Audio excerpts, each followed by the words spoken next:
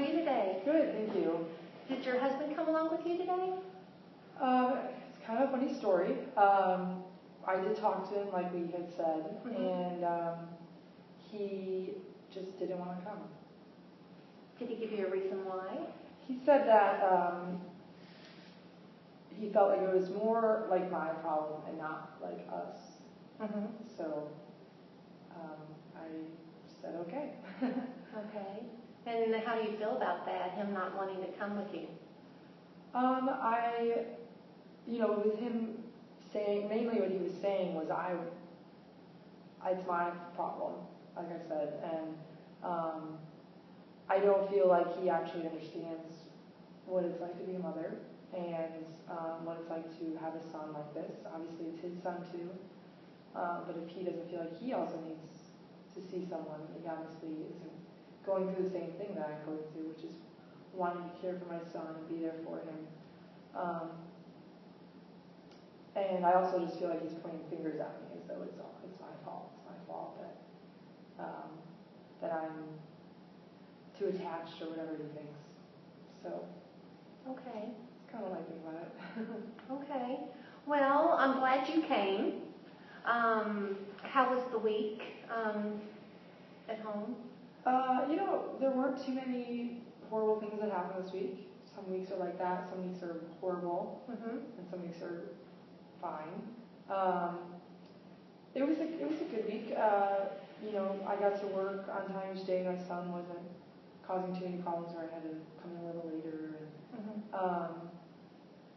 besides my husband and I arguing a couple days ago, when I tried to tell him to come to this, we were getting along okay, and I just think it's mainly because my son didn't have too many episodes this week, with using drugs in the house and that kind of stuff, and being around, causing problems. Okay. So it sounds like because there were fewer incidences in the house this week, that your husband doesn't feel like it's really a big problem, not big enough that he should have to come in and discuss with you the situation with your son, and kind of points the finger and says, you're the one that has the problem with it, and he's okay with it. Does that sound about right? Yeah, I didn't think of it like that. Like, things aren't that bad right now, so maybe he doesn't feel the need to come in and talk to someone about it. And I do feel like he's kind of pointing fingers at me. Okay.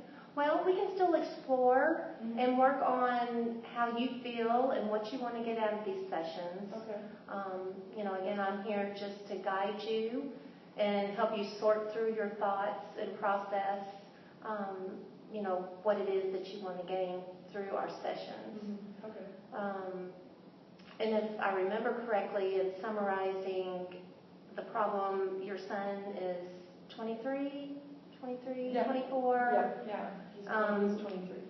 And so he's been using drugs outside the home, inside the home, doesn't maintain a job, doesn't really do any chores around the house, and so that's kind of what's causing a little animosity in the home. Right. Does that sound about right? Yeah, definitely. Okay. So what exactly would you like to get out of these sessions? Since your husband is kind of saying you're the only one that's having an issue with it, what would you like to gain? I don't really know, because I don't think I'm the one with the issue, really.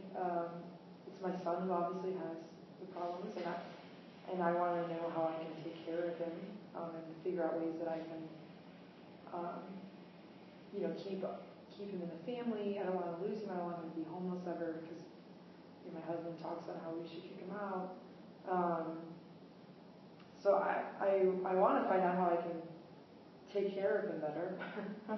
But I know that's not the reason we're here. But that's not the reason my husband suggested I come here. So do you mind if we explore some of your values, just to give me a better sense of, what's really important in your life right now? Yeah. So if you had to choose 3 of your top priorities or values, what would those be? Well, obviously family. I am a mom, so family was everything. It was everything to me. That's pretty much the reason I do anything. I would say honesty is, because and I think that's why my son's, mischievous, devious, kind of things that's going on. He's not very honest, and that really bothers me. You said 3, right? Did you say how many? Well, I said 3, but if it's just 2, that's fine too. No, I can think of another one.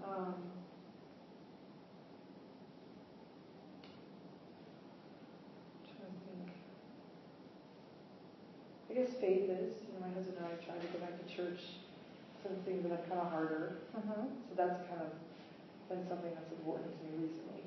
Okay.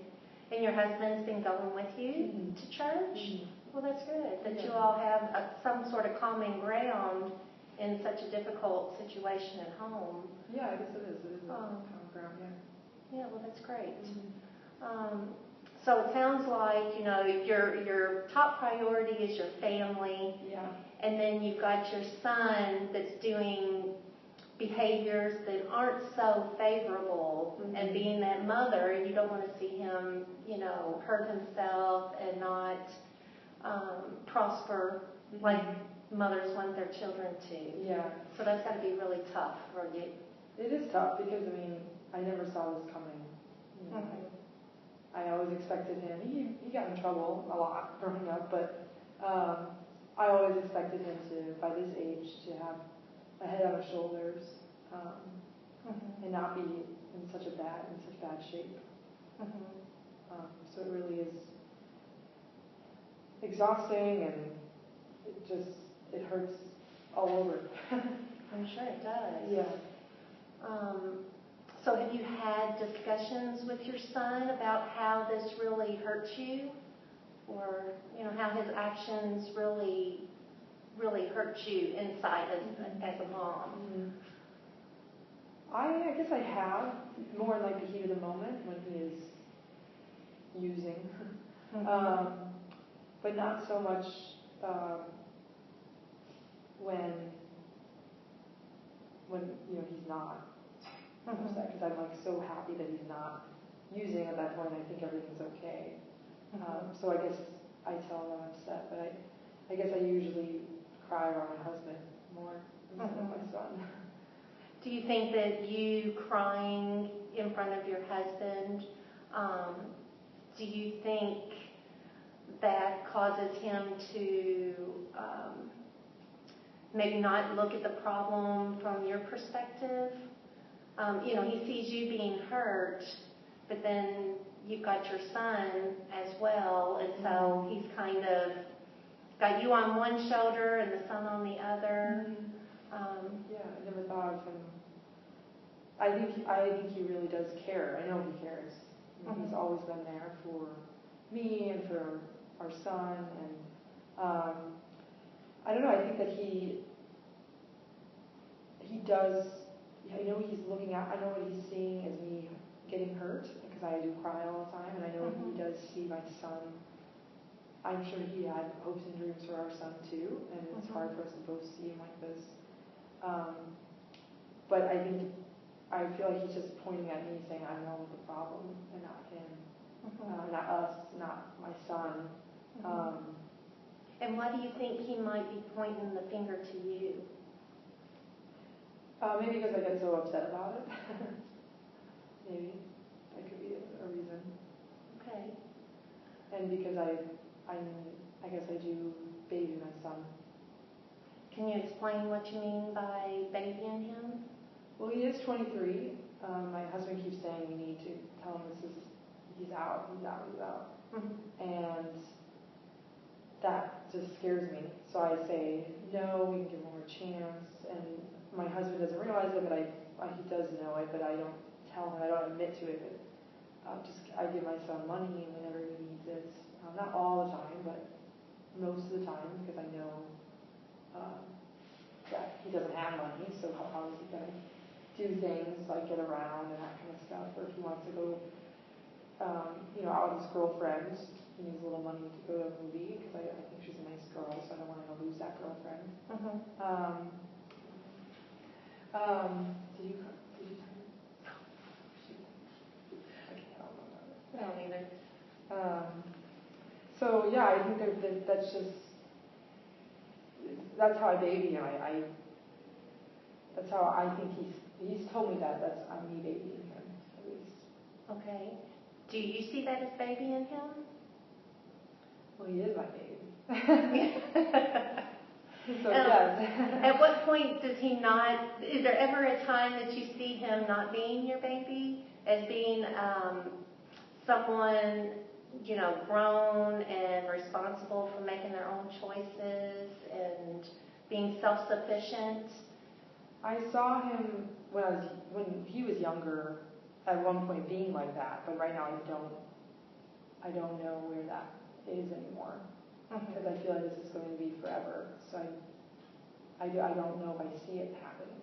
But if ideally, if he was, he would be living on his own successfully, and he wouldn't be so phasey and so blurry-eyed like he is all the time now, and have that clear face like I've always known him, and able to get around by himself, have money in his pocket because he earned it.